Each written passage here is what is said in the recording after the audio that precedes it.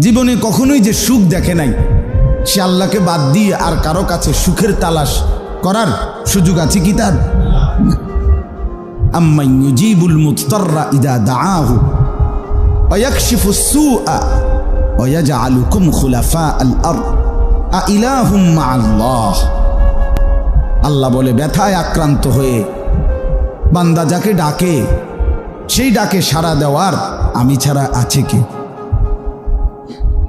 বান্দা যখন মুসিবতে পড়ে, বিপদে পড়ে, পেরেশানিতে পড়ে, সেখান থেকে উদ্ধার করার আমি ছাড়া আছি কি?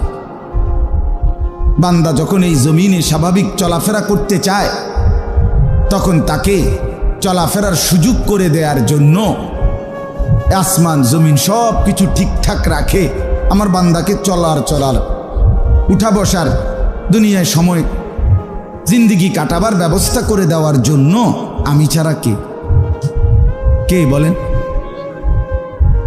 আ ইলাহুম মাআল্লাহ। আল্লাহ বলেন, আমার সাথে আর কোনো কেউ আছে কি? আল্লাহই জানতে চাইছে। আ ইলাহুম মাআল্লাহ, আর কেউ আছে কি? কালিলাম মা তাযাক্কারুন। এরপরে আল্লাহ বলেন, অথচ তবুও উপদেশ গ্রহণ করে বুঝার চেষ্টা করে কম। অধিকাংশই বুঝতে চায় না। সে প্রতিনিয়ত দেখতেছে, এতটা চিরন্তন বাস্তবতা যে একটা মানুষ পোস্টার লাগাইছে, 2 জনে দেখছে, 10 জনে দেখে নাই। মাইকে কইয়া গেছে, 10 জনে শুনছে, 5 জনে শুনে নাই, খেয়াল করে নাই। কিন্তু আল্লাহ তাআলার কুদরত, আল্লাহর পরিচয়, আল্লাহর নিদর্শন, আল্লাহর অস্তিত্ব, আল্লাহর অনুভূতি, আল্লাহর অনুভব, এটা বুঝে নাই, খেয়াল করি নাই, ঘুমে আসিলাম, উঠটা সেটা দেখি নাই, এরুমনি বিষয়টা আসে। তাহলে এটা না বুঝে কেমনে? আল্লাহকে বান্দা না চিনে কেমনে? আবার এত বড় কায়নাতে এত কুদরত প্রতি সেকেন্ড বান্দার মধ্যে উপলব্ধি। এখন প্রচন্ড গরম আবহাওয়ায়, কই গরম কোথায়? যখন শীত আসে প্রচন্ড ঠান্ডা, কই শীত কোথায়? কোনাদের ধরলে কিছুর মধ্যে গরম কেমনে আইলো, শীত আসে কোথায়? এই একই আবহাওয়া, একই পৃথিবী, কখনো প্রচন্ড গরম, কখনো লেফ কম্বল, রুমাল, চাদর, কোটি, আজিব মঞ্জার। আমি এটা কয়েকবার ভাবছি, যার কারবারটা কি ইটের রুমকা। এখন গায়ে জামা দিতেই মন চায় না, শীতকালে জামা খুলতেই মন চায় না। এখন মন চায় ডেইলি 3 বার গোসল করি, শীতকালে 3 দিনে গোসল করতো। না, শীত শীত শীত। আল্লাহ তাআলা বলেন, বান্দা, ইউকাল্লিবুল্লাহুল লাইলা ওয়ান নাহার, রাত এবং দিন আমি পরিবর্তন করি। কে? আল্লাহ করেন। আল্লাহ তাআলা বদলায় দেন, রাত বদলায়, দিন। হুয়াল্লাযী জাআলাল লাইলা ওয়ান নাহারা খিলফাতান। আল্লাহ বলে, তিনি আল্লাহ যিনি রাত এবং দিন বানিয়ে থাকেন পর্যায়ক্রমে, ধারাবাহিকভাবে, একবার রাত, একবার দিন, একবার দিন, একবার রাত। আল্লাহ বলেন, এটা আমি করে থাকি। লিমান আরাদা আন ইয়াযাক্কারা আও আরাদা শুকুরা। কেন রাত বানাই, কেন দিন বানাই? হায় নাফরমান বান্দা, নাফরমানির জন্য নয়, বরং আমাকে স্মরণ করতে চায় যারা, আমার শুকর আদায় করতে চায় যারা, তাদের জন্য আমি রাত বানাই, দিন বানাই। কোনো চোর, ডাকাত, মদখোর, নেশাখোর, জেনাখোর সারা রাত উলঙ্গ ছবি দেখে, নর্তকীর নাচ দেখে, জেনা করে, ব্যভিচার করে, অসৎ বন্ধুদের আড্ডায় সময় কাটায়, নারীর সাথে অবৈধ সম্পর্ক করে, ফজরের নামাজ না পড়ে জন্তু, জানোয়ার, হাইওয়ানের মতো পড়ে থাকে। এই সমস্ত জানোয়ারদের জন্য আল্লাহ তাআলা রাত এবং দিন আনে না। এজন্য না বাপ, তোমরা ছাড়া জিন্দিগি বোঝো না, মোবাইল ছাড়া তোমরা আজকে জিন্দিগি বাইরা ফেলছো, দেহের অঙ্গ বানায় ফেলছো মোবাইলকে। হায় ছেলেরা, হায় মুসলমান, জীবনটাকে একদম বেঁধে দিছে মোবাইল। হাসি, কান্না, আনন্দ, অনুভূতি, আবেগ, বুদ্ধি, বিবেচনা, ভাব, যা কিছু দিলে আসে সব কিছু মোবাইলের মধ্যে দিয়ে দিচ্ছে। যেটা পায়, শাক, লতা, ফসা, দশা, পাঙ্গাস, তেলাপিয়া, বুঝলেন না, লোড়া, বদনা, যেটা পায় মোবাইল। আগে বলতো পশু পাখি না জানিতে আগে জানে মা।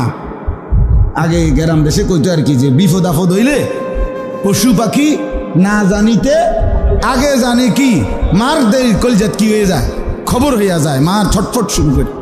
আর এখন পশু পাখি না জানিতে আগে জানে ফেসবুকের আব্বা, ইউটিউবের আব্বা, তার বাপে আগে জানে। তার খ্রিস্টান বেঈমান, তার বেঈমান তার বন্ধু, খ্রিস্টান তার বন্ধু, ইহুদি তার বন্ধু। এজন্য সে সবার আগে সব কিছুর আপডেট জানাইতে চেষ্টা করে ফেসবুকে, ইউটিউবে। যাও আগে সবাই পৃথিবী আগে ওগরে জানাও, মানুষ জানলে জানছে না জানে, আগে ফেসবুকে দিয়ে দাও, আগে ইউটিউবে দাও, সব কিছু সব যার যা কাজ করবার আগে 18 পৃষ্ঠা প্ল্যান প্রোগ্রাম দিয়ে দিছে। উড়াই লাইতেছি, আপনারা দোয়া করবেন। যাচ্ছি, গাড়িতে উঠতেছি, দরজা খুলিতেছি, সিটে বসিতেছি, হ্যাঁ মাম পানি খাইতেছি, তারপরে দিয়া আপনার জানালা একটু খুলেছি, ঠান্ডা বাতাস লেগেছে। বাহ, প্রত্যেক মিনিট মিনিট আলাদা আলাদা আলাদা আলাদা জানাইতেছি। আপনি জানালা খুললে তো বাতাস আইব, এটা আবার কম লাগেনি। এটা একবারে ফেসবুকে দানের কি আছে, এটা গ্যাস লইতে আছে, তেল লইতে আছে, তো মানুষ কি ফানি নি লয় গাড়ি? কথা বলেন না কেন? বাহি মানুষ কি গাড়ি ফানি লয়? তো আপনি গ্যাস লইছেন একেবারে মোবাইলে দিতেই। পাগলামিরও তো একটা সীমা থাকা উচিত, আবেগেরও তো একটা সীমা থাকা উচিত। এটা কি আবেগ? লুঙ্গি খুলে লাউন, হাফ প্যান্ট খুলে লাউন, কি তাই না? এটা কি ধরনের কথা? আল্লাহ আমাদেরকে মাফ করে দেন। চলেন বাপ, এই জন্য বললাম আল্লাহকে ভুলে যাওয়া, আল্লাহকে ছেড়ে দেওয়া, আখিরাতকে ভুলে যাওয়া কোনোভাবেই বুদ্ধিমানের কাজ না, কোনোভাবেই বুদ্ধিমানের কাজ। কোরআনুল কারীমের মধ্যে আল্লাহ তাআলা বারবার আমাদেরকে চেনাইছেন, বুঝাইছেন। তো বলতেছিলাম ওই কথাটা যে হতাশ না হওয়া, কি না হওয়া, হতাশ না হওয়া, চেষ্টা করতে থাকা। বাবা মা ভাই বোন বন্ধু স্বজন যার দিলে আল্লাহর মহব্বত আছে, আখিরাতের ফিকির আছে, আপনি অন্যকে বলার চেষ্টা করবেন। মৌলানা সাহেব বলতেছিলেন, তো সময়ের কারণে আবেগ তো ছিল অনেক ওনার, কিন্তু তাড়াহুড়া করে বলতে পারলেন না আপনাদের কাছে। আমিও দুঃখিত, আসলে বলতে চাচ্ছিলেন আপনাদের কাছে কথাটা। আল্লাহর কথা ফেরি করা, আল্লাহর কথা বলতে পারা, আল্লাহর কথা বলা, সবাই বলা উচিত। জনপ্রিয়তা এগুলো ধোঁকা। কারো আজকে হয়তো 100 জন বেশি শুনবে, কারোটা হয়তো কম শুনবে, কম লোকে, এটা কোনো দোষের কিছু না। কথা বুঝছেন না? এটা কিছুই না। আমি একজনকেই বলতে পারছি, এটাই সৌভাগ্য। আমি 2 জনকেই বলতে পারছি, এটাই সৌভাগ্য। আমি বড় বক্তা না, আমার খুব জনপ্রিয়তা হয় নাই, আমারে মানুষে ব্যাপক চিনে না, না, এ তো ধোঁকা, এই তো ধোঁকা। এটা তো কোনো বিষয় না। সবাই চিনছে, আল্লাহ চিনল না, তো কি হলো? সবাই খুব কদর করলো, আল্লাহ পাক করলো আমি নিলাম না, তো কি হলো? একেবারে 1 লাখ লোক আমারে আলগি দিয়া মনে করেন 4 রাস্তার মাথা নিয়ে হোথায় দিয়েছে যে হুজুর আপনার সম্মানের কারণে অতিরিক্ত ইজ্জত দিতে গিয়া 1 রোডের উপরে ছাড়িয়ে দিই, কেমন 4 রোডের মাথা দিয়া আপনার যেদিকে মনে করেন এদিকে যান, আপনার 4 রাস্তার মাথা থোতায় দিলাম, বেশি সম্মান দিলাম আপনার। তা আল্লাহ তাআলা বললেন আনিস আমি নিলাম না, তো কি হবে? কি হবে এটা? আল্লাহ আমাদেরকে মাফ করে দেন। এই জন্য আলহামদুলিল্লাহ যে কয়জন ওলামায়ে কেরাম আছেন, মসজিদের ইমাম আছেন, বলতে থাকবেন, খুব বলেন, খুব বলেন, খুব বলেন। বাপ উম্মতের ফেরানোর ফিকির করেন। মানুষগুলোকে কে ফিরাবে? নওজোয়ান ছেলেদেরকে কে ফিরাবে? দয়া করে এই হাতে ধরা মোবাইলগুলো নামায় ফেলেন। আপনি এমনি শুনেন, দেখেন, আপনার ভালো হবে, অনেক ফায়দা হবে, আপনি লাভবান হবেন, উপকৃত হবেন। চোখের সামনে এই মোবাইলটা ধরে রাখলে তো এটা ওয়াল উঠাই দিলেন, নিজেকে একজন আলেম থেকে আড়াল করে দিলেন, মাঝখান দিয়া মূল বিষয় দাঁড়াইলো মোবাইলটা। আপনিও আমারে দেখেন না, আমিও আপনারে দেখি, বাহ সমান সমান। আমরা এক হুজুর ছিল ছোটবেলায় ছাত্র জীবনে, হুজুরে বলতো তুইও আমারে দেখতে পারস না, আমিও তোরে দেখতে পারি না, যা সমান সমান। তো আসলে এতে দিল বসে না। এই জন্য দয়া করে তাকাইয়া শুনেন, কষ্ট করে হলেও চেহারার দিকে তাকাইয়া শুনলে বরকত হয়। চার চোখের এই সম্মিলন, অর্থাৎ আমাদের চোখ আপনাদের দিকে, আপনাদের চোখ আমাদের দিকে, এই চোখে বরকত হয়, পরিবর্তন নসিব হয়, জিন্দেগি সুন্দর হয়। মাথা নোয়াইলে, জিমাইলে, পাশের জনের সাথে কথা বললে, মোবাইল টিপলে, বুট বাদাম খাইলে, বাস্তবতা এটা, বসে থাকাই হয় কিন্তু উপকার আসে না। একটা মানুষ কষ্ট করে বসলো, মনে করেন একটা লোক আধা ঘন্টা ধরে মসজিদে বসেই আছে জামাতের অপেক্ষা, তারপরে নামাজও পড়লো কিন্তু মূলত উজু হইছে না বা উজু ছিল না, তো কি লাভ হইল? আর এই জন্য বসে থাকাই হইল আমার 1 ঘন্টা 2 ঘন্টা 3 ঘন্টা, কিন্তু আমি কিছুই বুঝলাম না, উপলব্ধিও করলাম না বিষয়টা কি বলতে চাইছে, কিচ্ছুই আমার আগা মাথা ঢুকলো না। তো কি লাভ হইলো এতে বসে থাকার দ্বারা? ফায়দাটা কি? এই সময়টুকুর লাভ হলো কি? এই জন্য সব সময়টা আমি প্রত্যেক দিন প্রত্যেক বয়ানে এটা বলি, আমি একটু বেশিই বলি এই কথাটা, যে মনোযোগ দরকার। খামখেয়ালি, গাফেল এই মানুষরা কখনোই উপকৃত হয় না, দুনিয়ার লাইনেও না, আখেরাতের লাইনেও। দুনিয়াতেও যারা সফল ব্যবসায়ী, বড় দুনিয়ার লাইনে যারা বড় মানুষের কাছে, তারাও আপনার মেহনত, পরিশ্রমী, এবার বৈধ হোক আর অবৈধ, কিন্তু মেহনত করে সে। সিটারির রাস্তায়ও হে খুব মেহনত করে, বুঝেন নাই? মানে যেইটাই হোক, বৈধ অবৈধ পরের কথা, আগে মেহনত ঠকায় না, পরিশ্রম ঠকায় না, গাফেল ঠকে যায়, বঞ্চিত হয়। এই জন্য হালাল হারাম তো পার্থক্য করতেই হবে, সেটা তো শরঈ বিষয়, কিন্তু যে যে লাইনে আন্তরিক, পরিশ্রমী, মেহনতি, ধীরে ধীরে তার ওই বিষয়ে সফলতা আসে। তো চুরির উপরে দীর্ঘদিন মেহনত করার কারণে সে এখন 2 আঙ্গুলের ফাঁকে আপনার, আমি ওই দিন এবার রমজানের এতেকাফে আমরা একজন চোর দেখছি, কথা বুঝছেন? তো এই চোরের পকেটে আপনার এরকম একটা ব্লেড দেখছি আমরা, এত পাতলা অপারেশনের ব্লেড, এটা চিকন ছোট্ট এতটুকু, এটা এই স্বাভাবিক 2 আঙ্গুলের মাঝখানে রাইখেই সে চলার পথেই পকেট কাটে, মানে কোনোভাবেই বুঝার কোনো সিস্টেম নেই। এটা যদি আঙ্গুলের ফাঁকে থাকে, এদিক দিয়েও দেখা যাবে না, এদিক দিয়েও দেখা যাবে না, এত সূক্ষ্ম। তো সেইটা দিয়া পকেট কাটে কিভাবে, নেয় কেন? তার এটা দীর্ঘদিনের প্র্যাকটিস। তাহলে এই জন্য বললাম ধারাবাহিক, এই দীর্ঘদিন কেউ লাগিয়া রয়েছে একটার মধ্যে, সেইটা খুব ভালো পারে, তখন তার মধ্যে আত্মস্থ হয়। আমরাও যদি আল্লাহর কথা আখেরাতের ফিকিরে আন্তরিকতা নিয়ে মনোযোগ দিয়ে শুনি বারবার বারবার, ইনশাআল্লাহ প্রত্যেকের জীবন আখেরাতের দিকে অবশ্যই বাড়বে, ঈমান আমলের নূর আসবে।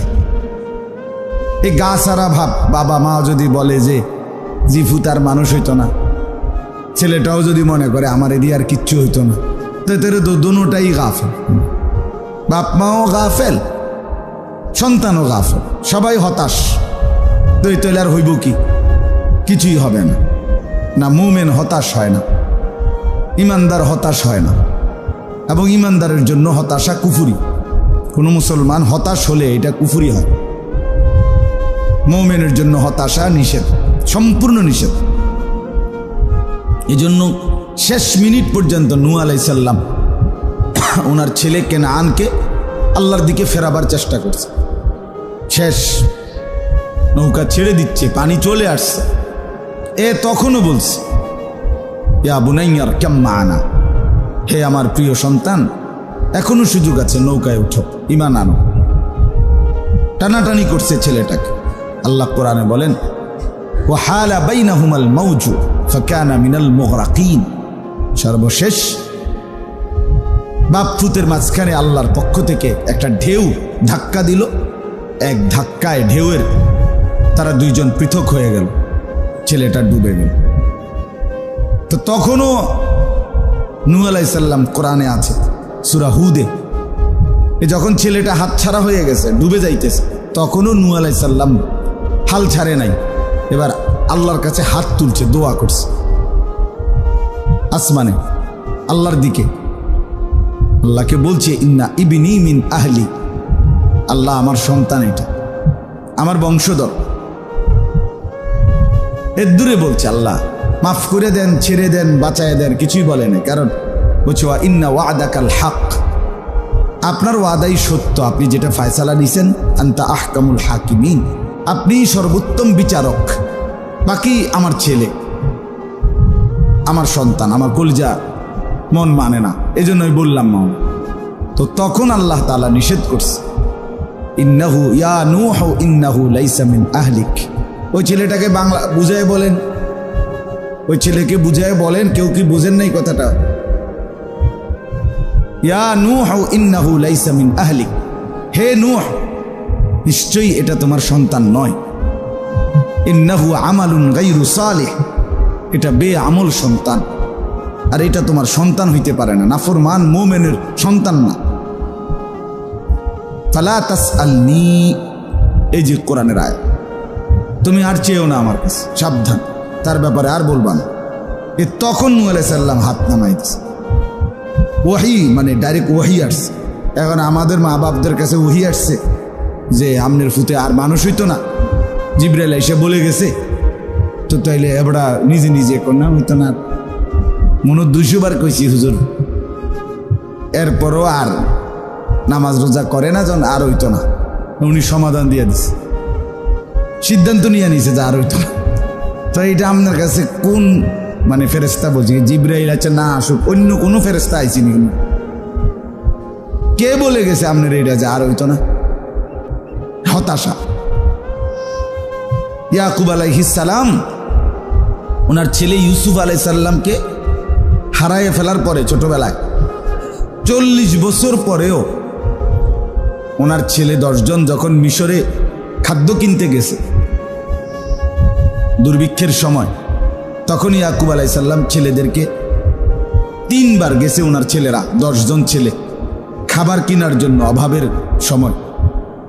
তখন 3 বারই উনি বলছে, আমার ছেলেটাকে তালাশ কর মিশরের বাজারে, মিশরে। অথচ 40 বছর পরের ঘটনা, হারায় গেছে যাই যে 40 বছর, কিন্তু 40 বছর পরেও উনি বলছেন আমার ছেলেকে তালাশ কর। 3য়-বারে ছেলেরা বলছে, আপনি যে একটা কথা কন, প্রত্যেকবারে একটা বুঝে শূন্য কননি, প্রত্যেকবারে কথা এটা কন। বললাম যে আজ 40 বছর হয়ে গেছে, এই ছেলে ফিরে নাই, আমরা বললাম বাগে খাইয়া ফেলছে, আপনি আর ফরও কন, আপনার কথা আপনি এটাই কন।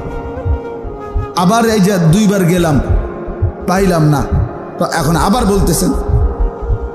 তো কোরআনে আছে, ইয়াকুব আলাইহিস সালাম বলছে, ইয়া বানি ইয়াযহাবু, হে আমার প্রিয় সন্তানরা, যাও মিশরে যাও, ওয়া তাহাসসু, আবারও তালাশ করো আমার ছেলেটাকে, ওয়ালা তাইআসু, এই কথাটা বলার জন্য ওইখানে আছে।